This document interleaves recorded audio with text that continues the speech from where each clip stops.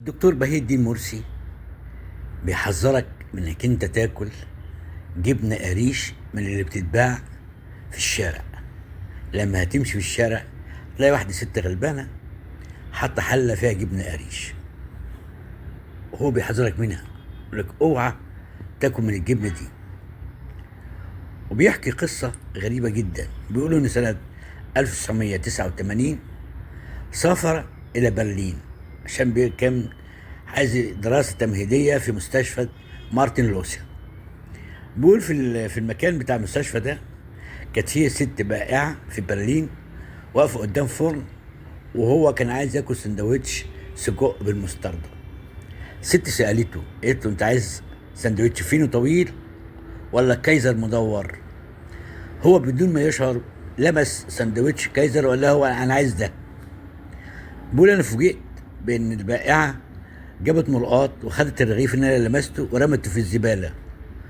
بالرغم ان انا اللي هاكله مش هي اللي هتاكله، لكن هي شافت ان هو لمسه ايده دي للرغيف خطأ فرمته في الزباله.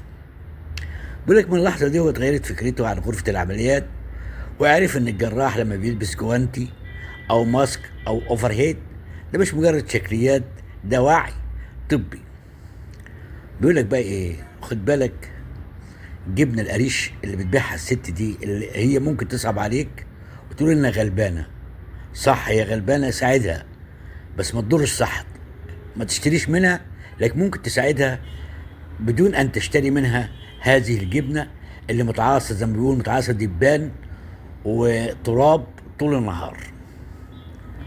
بقول لك بقى خد يعني اثار الجبنه دي ممكن تعمل لك تيفود، او تديك مستشفى، او تجيب لك التهاب كبدي.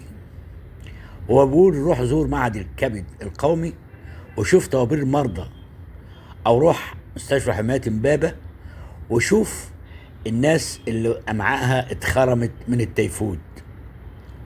قال لك الموضوع مش معقد، لو انت عايز تاكل جبنه قريش نفس الطعم اشتري من مكان نظيف، سوبر ماركت نظيف، حاجه نظيفه، ومش هيبقى فرق سعر كتير.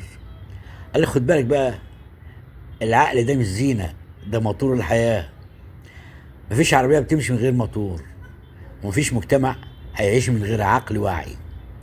يقول لك فكر قبل ما تشتري لقمه من الشارع، لان مش مجرد جبنه قريش، دي ممكن تبقى بدايه رحله مرض او ماساه لاسره كامله. هو الحقيقه بيحذر، قال لك انا حذرتك وانت حر. الست الغلبانه دي ممكن تساعدها بس ما تشتريش منها. تحياتي.